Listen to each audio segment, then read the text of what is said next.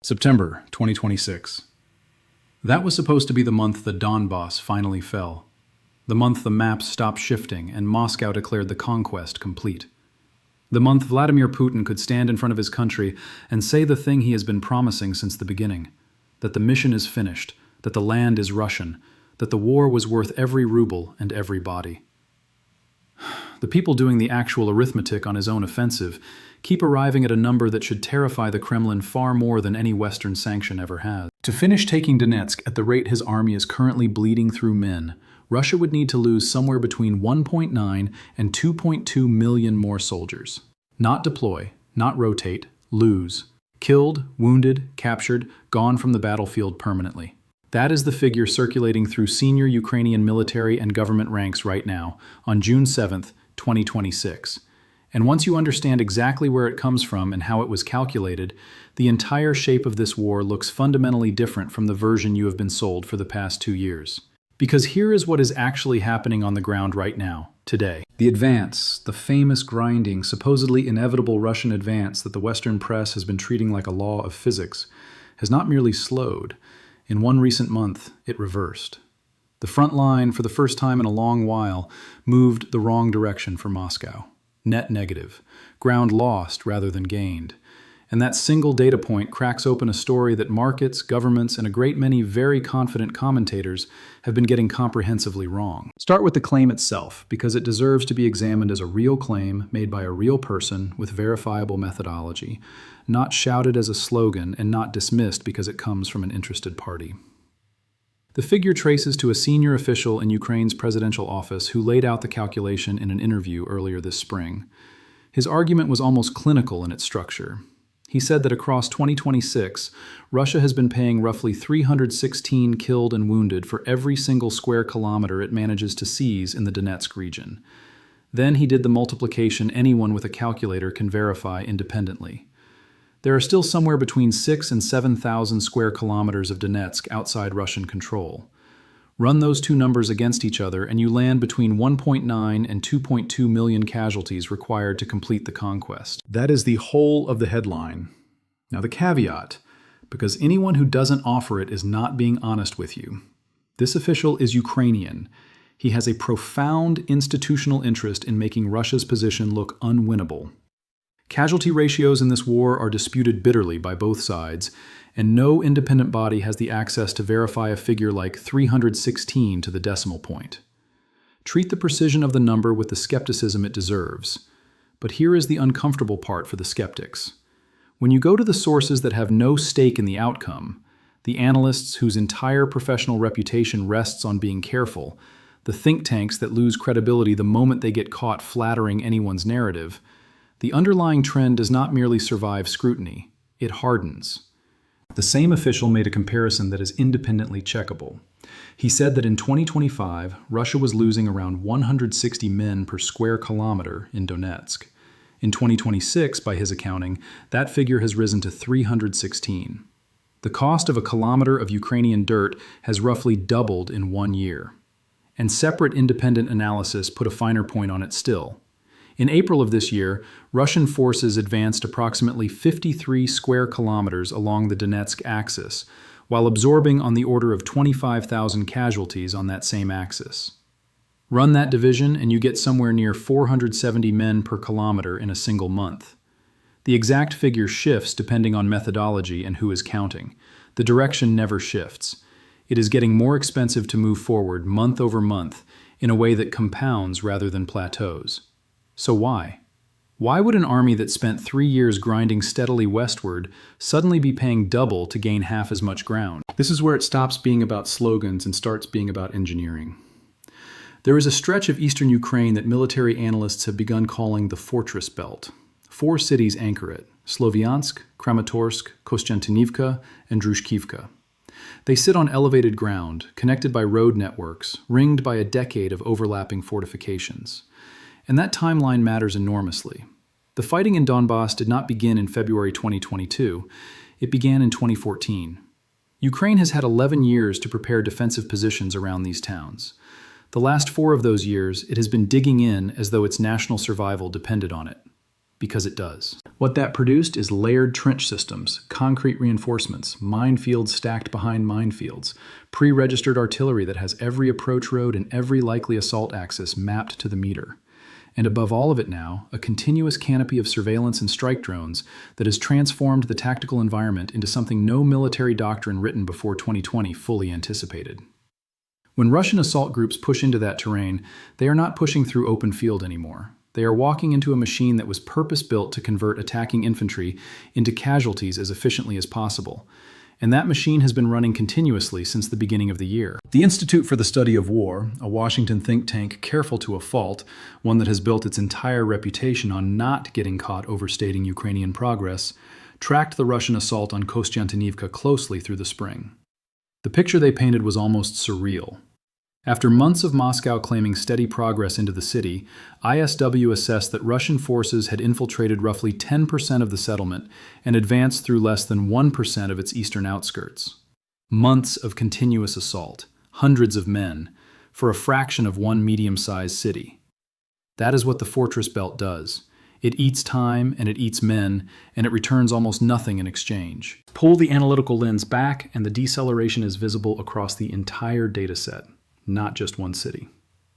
A battlefield monitoring group reported Russia seized around 725 square kilometers in November of last year when the offensive was at peak momentum and Ukrainian lines were stretched thin.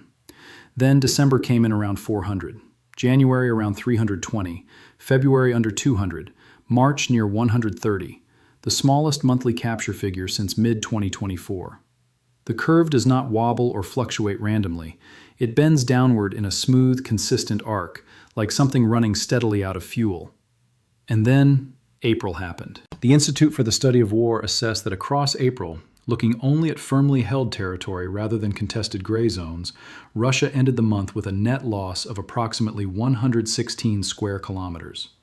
The front moved net negative for Moscow for the first time in a significant period.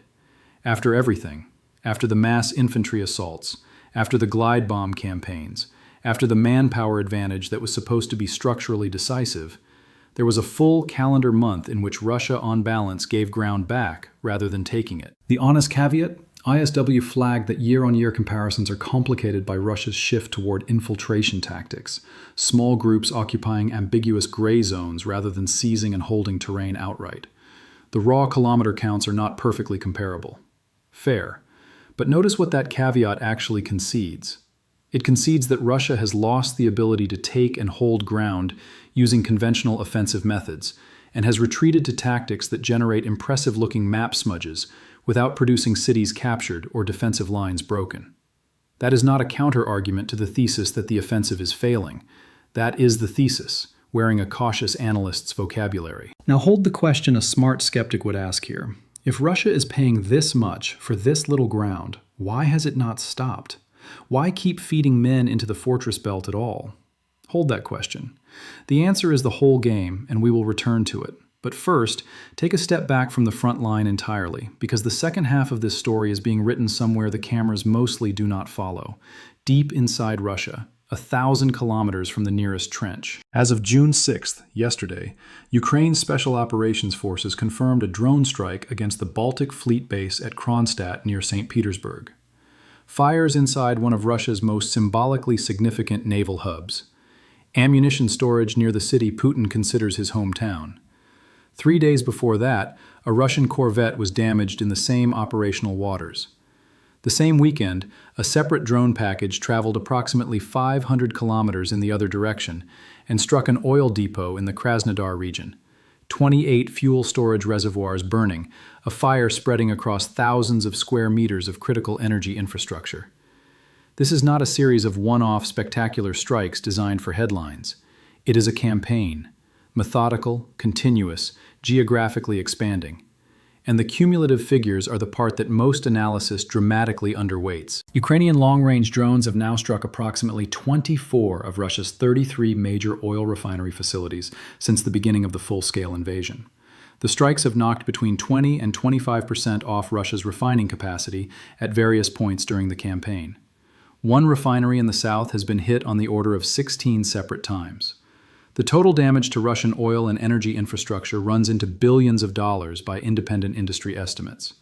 And last month, Russia launched more than 8,000 drones of its own in a single month, a record volume that tells you two things simultaneously: how hard Moscow is swinging, and how completely the character of this war has migrated away from tank columns and artillery duels into the unglamorous industrial competition of who can keep their logistics alive and their enemies' logistics burning. Here is why that connects directly back to those casualty numbers in Donetsk, and why the deep campaign and the frontline arithmetic are not two separate stories. An army does not run on courage. It runs on diesel delivered on time, on shells transported to the right battery at the right moment, on a road network that is not on fire. Starting around May, Ukraine began deliberately targeting the ground lines of communication, the supply arteries running through occupied Donetsk, Zaporizhia, and Kherson. British Defense Intelligence flagged strikes on Russian logistics convoys in Donetsk city itself and along the southern coastal highway linking Crimea to the Russian mainland, a route that had been largely undisturbed until recently. When you degrade the supply chain feeding an offensive, every assault at the front line becomes more expensive. The men pushing forward are doing it with less artillery preparation, less ammunition resupply, less fuel for the vehicles that are supposed to support them. They are being asked to do more with less, which is precisely why the casualty rate per kilometer is climbing rather than falling. The deep strikes and the rising cost per kilometer are not parallel stories. They are the same story told from opposite ends of a supply chain that is under continuous, deliberate, sustained attack. And this is the precise point at which it stops being only a war story and becomes a global economic story. Russia's entire war economy rests on energy revenue, the oil and gas exports that fund the federal budget that pays for the shells that supply the offensive that is supposed to finish the conquest by September. Knock meaningful percentage points off refining capacity, and you knock meaningful revenue off the income side of that equation. Every refinery fire is a budget shortfall. Every destroyed depot is a funding gap that has to be covered from reserves that are not infinite. Look at what the macro picture shows right now.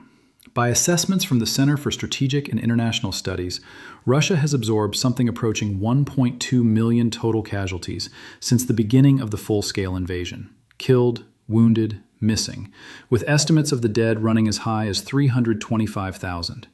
More losses than any major power has sustained in any conflict since the Second World War, and it is financing this with an economy that grew barely 0.5% last year, with manufacturing contracting, with the war now consuming something close to 40% of the federal budget and roughly 8% of total national economic output. You cannot run those two engines against each other indefinitely.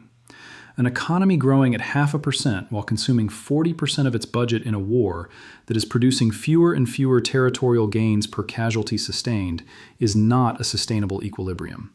It is a system under compounding pressure, and compounding pressure by definition does not plateau. It either gets resolved or it breaks something. Russia's own finance ministry, not a Ukrainian source, not a Western think tank, the Kremlin's own treasury, has reportedly warned in internal communications that rising military expenditure has opened a funding gap of roughly 2 trillion rubles, approximately $28 billion, and that under adverse conditions that gap could expand toward 4 trillion rubles, extending the fiscal pressure deep into 2027 and 2028. The arithmetic inside the Kremlin is not matching the rhetoric outside it, and those two things cannot both be true forever. Now back to the question left open. Why does Putin keep pushing if the price is this high and climbing?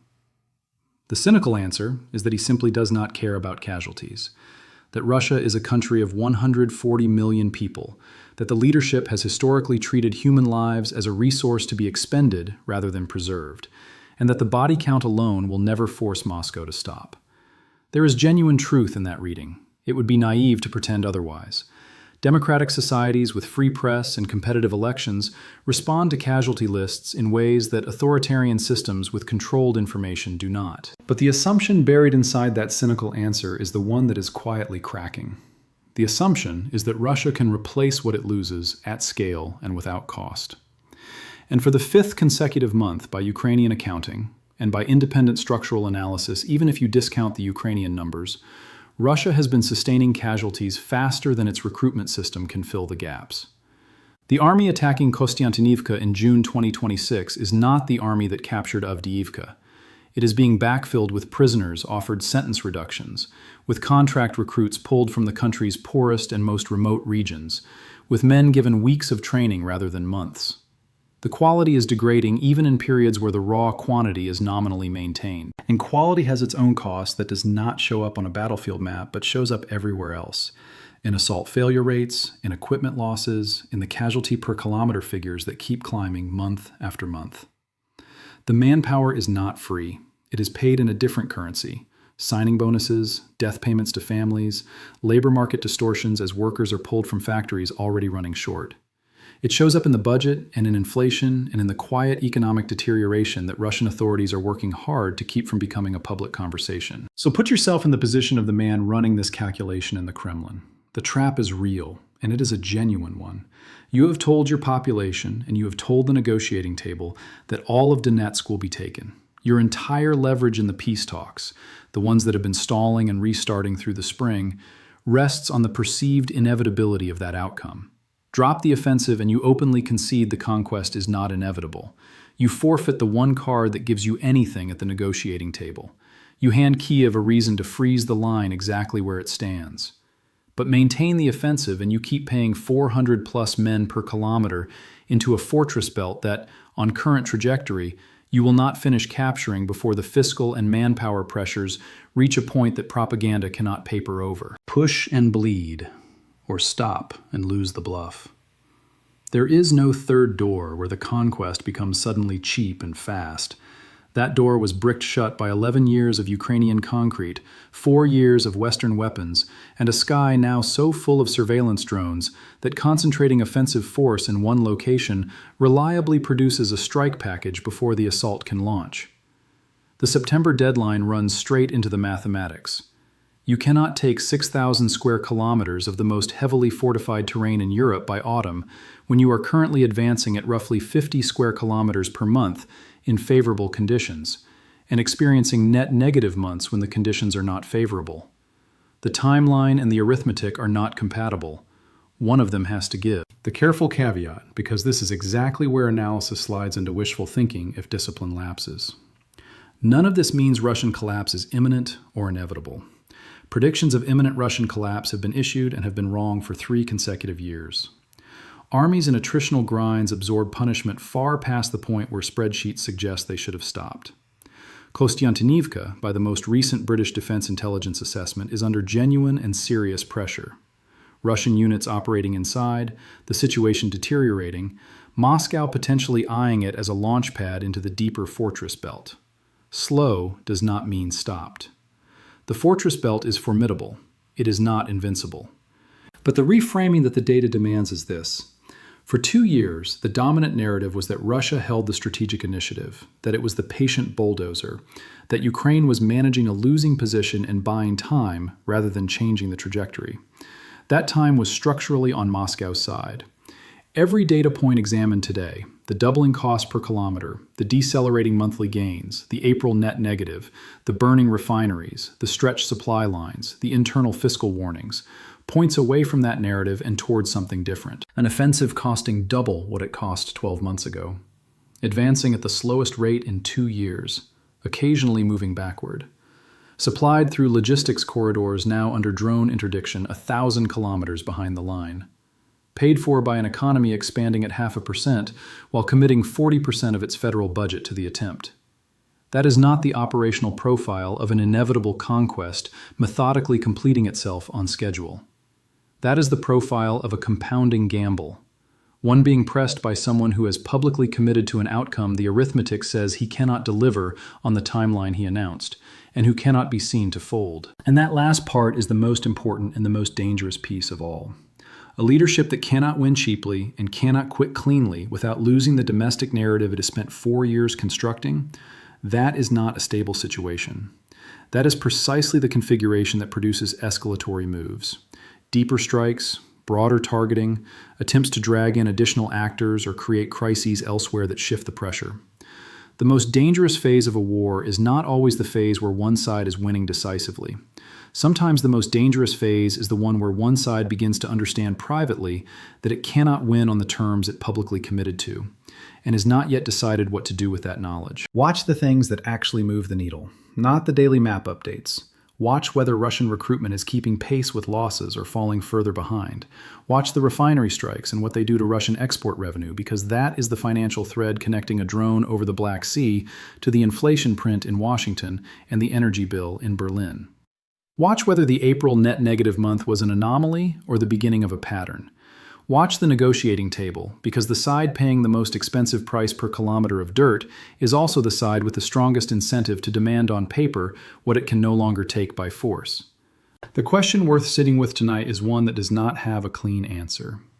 If the cost of completing the conquest of Donetsk has quietly risen past any figure a rational state would pay, if the arithmetic now points at a number with 7 figures and 1.5 million zeros that no recruitment drive can fill, then the war is no longer really being fought over the ground. It is being fought over which side is forced to admit the truth about the ground first, which side blinks at the mathematics before the other. And the bitter irony is that the man who set a September deadline for finishing this may be the last person in the room who is allowed to read the numbers clearly. Because reading them clearly would mean admitting what they say. And that admission, not the fortress belt, not the drone canopy, not the burning refineries, that may be the thing Vladimir Putin cannot afford to face.